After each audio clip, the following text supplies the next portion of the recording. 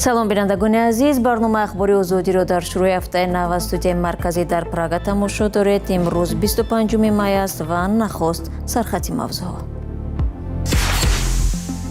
ҷустуҷӯи тилло бо марг анҷом ёфт. бар асари чапа шудани як кӯҳпораи азим дар ҷамоати шугнови ноҳияи Ховалинг 4 заршӯй ба ҳалокат расиданд. дурнамои равобити Тоҷикистон бо Эрон ки дар ҳоли муқовимат бо Амрико қарор дорад, чӣ хоҳад шуд?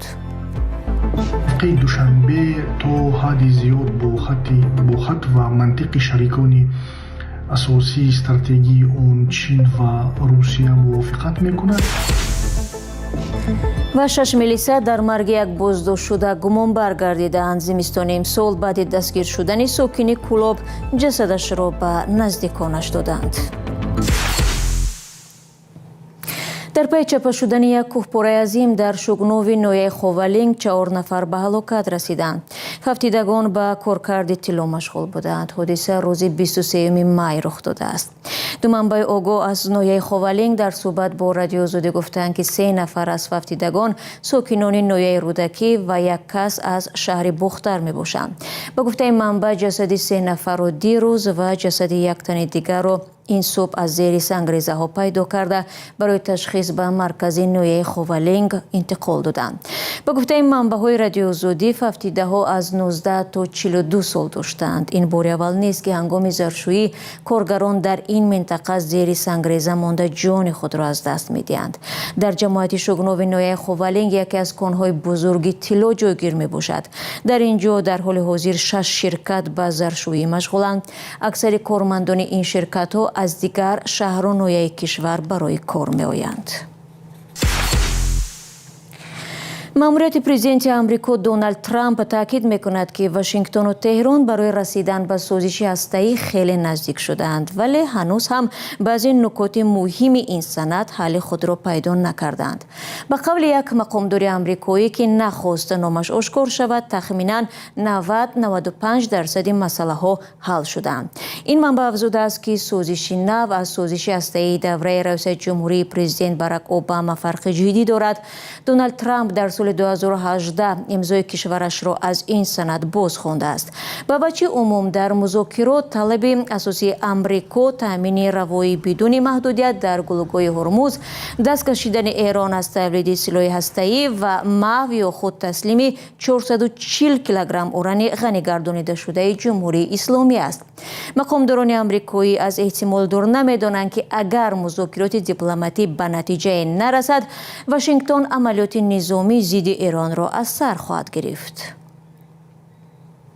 аз оғози низоъ дар Ховари Миёна, Тоҷикистон аз Эрон ҳимоят намуда ба тарафдорӣ аз ҳалли дипломатии он ҷонибдорӣ намудааст. оё чунин мавқеъгирии Тоҷикистон боиси сардии равобит бо мамолики ғарбӣ нахоҳад шуд? посухи ин суолро ҳамкоронамон Иршод Сулаймонӣ ва Шаҳлои Абдулло ҷустуҷӯ карданд. مقامات ایرانی گفتند که ایران و تاجیکستان روابط تجارتی خود را به $1 میلیارد میرسانند. این تصمیم در شرایط اعلان می شود که پس از حمله امریکا و اسرائیل به ایران، بحران منطقه عمیق‌تر، راه‌های تجارتی بسته و تحریم‌های ضد ایران بیشتر شدند. نقشه گسترش همچنین در حال صدا می‌دهد که نمایندگان ایالات متحده آمریکا و اتحادیه اروپا در سفر به دوشنبه نیز وعده‌های بزرگ می‌دهند. چین خواستار همگرایی بیشتر شده است و روسیه میگوید در پس منظر جنگ ایران روابطش با تاجیکستان معنای ویژه کسب میکند. چرا؟ از بس که تاجیکستان کشور کلیدی ژئوپلیتیکی منطقه نیست، اما دارای عامل‌هایی است که اون رو با یکی از عنصرهای مهمی در امنیت منطقوی میتوان ارزیابی کرد. موقع دوشنبه تا حدی زیاد با خط و منطق شریکانی اساسی استراتژی اون چین و روسیه موافقت میکند که اونها با حفظ نفوذ ایران در خاورمیانه همچون موازنت با نفوذ غرب منفعت دارند. خرامف بر این است که تاجیکستان در این زمینه میتواند همچنین مسیری علاوگی لاجستیکی و سیاسی برای تقویت همکاری‌های اقتصادی، رساندن یاری‌های بشردوستانه و حتی عنصرهای همکاری‌های نظامی و فنی میان تهران و طرفدارانش باشد. اما تحلیلگری دیگر قاسم بیگ محمد میگوید دوشنبه هرچند تنها کشور فارسی زبان آسیای مرکزی است، حساسیت‌های کشورهای دخیل در نزاع را نیز به نظر میگیرد. تاجیکستان از منظر منافع ملی خود، از نگاه منافع هویتی و تمدنی خود هیچ اقدامی نکرده است که باعث ناراحتی قدرت‌های جهانی عبارت از روسیه، چین یا امریکا بشود. از دید کارشناسان با دامنه‌دارتر شدن قضیه ایران، قدرت‌های چون روسیه و چین که شریکان و همپیمان‌های استراتژیکی تهرانند، نگرانی‌های قبلی را از حضور نفوذ ایران در تاجیکستان ندارند. اما امریکا و اتحادیه اروپا که از یک سو به معدن‌ها و ذخیره‌های آسیای مرکزی را آوردند و از سوی دیگر در قضیه ایران طرف هستند، چه رویکردی نوی با تاجیکستان خواهند داشت؟ اگر نگاه امریکا نسبت به تاجیکستان منفی بشود، به صورت کلان منفعت‌هایی که در جهت در سمت و سوی آسیای مرکزی دارد آسیب پذیر خواهد شد. عبدالغنی محمد عظیموف سیاستشناس تاجیک میگوید با وجود ایجاد شدن حدود 11 قالب 5 به علاوه یک همکاری‌های کشورهای آسیای مرکزی با کشورها و قدرت‌های جهان، هنوز دخورگی‌های در سیاست عمومی منطقه از جمله فعالتر شدن سازمان کشورهای ترکی دیده می‌شود. اما این سیاستشناس بر این است که پس از ضربه دیدن بارکشانی بحری در قضیه ایران، تاجیکستان می‌تواند در مسیر چین و اتحادیه اروپا برای بارکشانی موقع را به دست بیارد که افغانستانی تا طالبانی داشت. در آینده یک حدود ترانزیتی است، گذشتن از مثلا اروپا و خاورمیانه به چین برعکس است. یک طرف حدودی و دومش این دسترسی به معدن ها. بعد از روغن البته ما میتونیم که به جهانیان یک انرژی نو را انرژی سبز را دهیم. همصحبتان رادیو آزادی میگویند هنوز زود است که از امتیازهای ژئوپلیتیکی روسیه و چین در قضیه ایران صحبت کرد، زیرا این به نتیجه نهایی جنگ بستگی خواهد. رو میریم با موضوعهای دیگر. دادستانی نویه سینو پرونده 6 کارمند میلیسای شهر دوشنبه را به دادگاه فرستاده است که با گفته مفتشان سببگوی مرگ یک متهم به جنایت شدند. مقصود جان سعید فرو اول ماه ینور در کلاب دستگیر کردند و بعد چند روز بازداشت جسدش را به خویشاوندانش سپردند. رادیو آزادی این موضوع را پیگیری داشت و در صحبت پیش از برنامه از همکارم طاهر سفر از جزئیات این پرونده پرسیدم. یک منبع آگاه از پرونده روز 18 می به رادیو آزادی گفت که همه 6 نفر به قصداً رسانیدن ضرری وزین به سلامتی و برآمدن از حد وکالت‌های منصبی متهم شوند. تحقیق پرونده تقریباً 4 ماه ادامه داشت و احتمال می‌رود گمانبران روزهای نزدیک در یکی از دادگاه‌های دوشنبه در کرسی متهمان به جنایت بنشینند. پرونده بعد از آن باز شد که ماه ینور این سال مقصود جان سعیدوف ساکن 36 ساله شهر کلاب را روز 8 ینور کارمندان شعبه دوم کارهای داخلی ناحیه سینوی دوشنبه در کلاب بازداشت کرده به پایتخت آوردند. او را آن زمان به قاچاق کریستال، یک نوع مواد مخدر، متهم کردند که استفاده آن در بین جوانان تاجیک اوج گرفته است، ولی بعد از مدت کوتاه جسد مقصود جان را به اهل خانواده‌اش دادند و خواستند که زود او را به خاک بسپارند. مراسم دفن هم 4 روز بعد از بازداشت و روز 12 ینور صورت گرفت.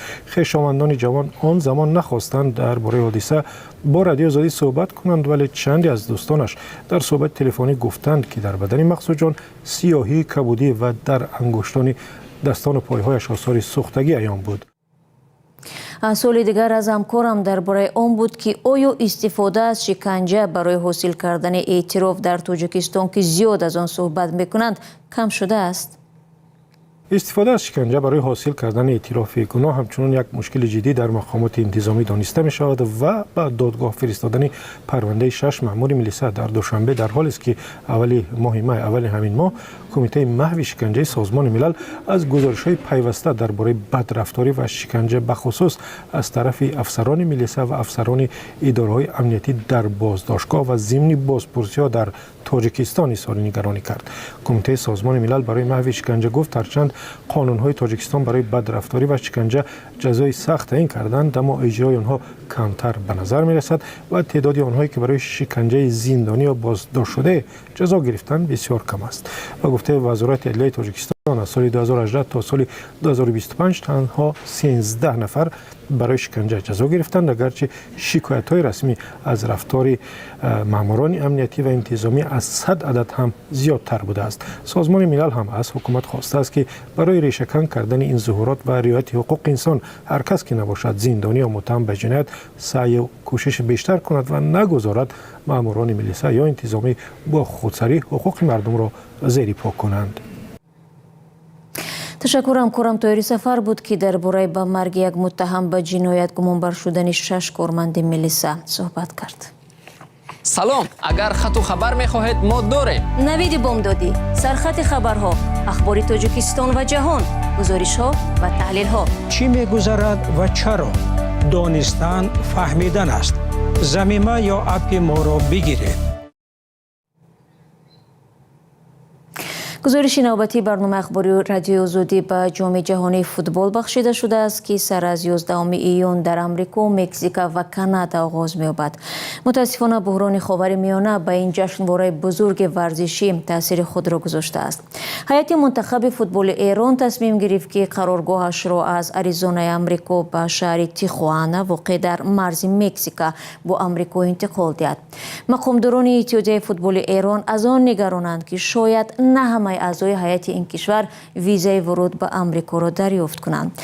به قول آنها تیخوانا به شهرهای قوازمایی دسته ایران نزدیکتر می باشد.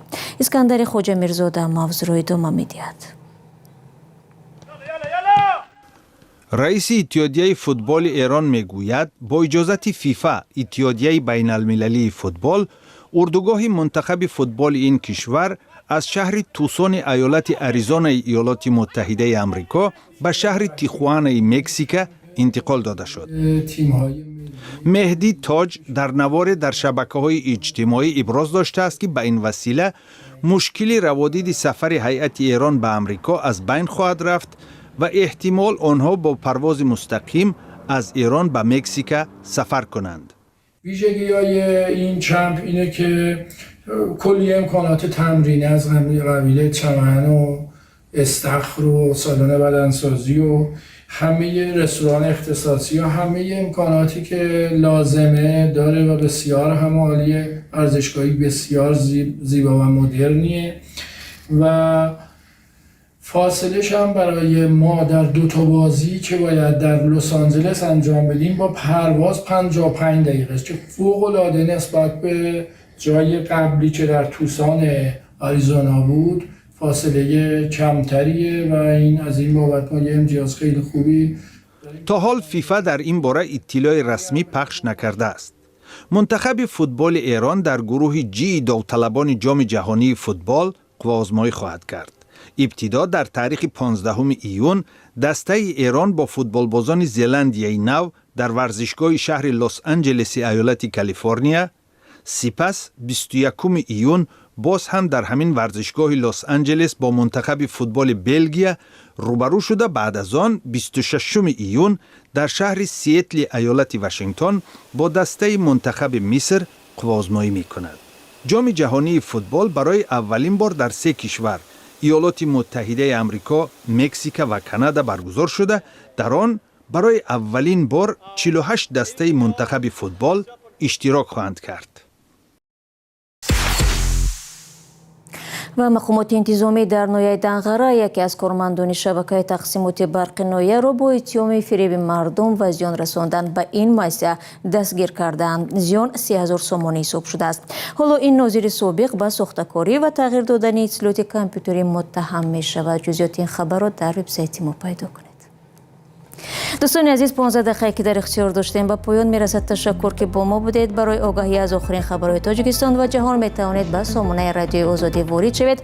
همچنین مطالب نو ما را از صفحه های شبکه‌های اجتماعی اینستاگرام، تلگرام و تیک تاک و فیسبوک هم پیگیری کردن امکانیت است. خود را احتیاط کنید از آن و خدا نگهبانتان.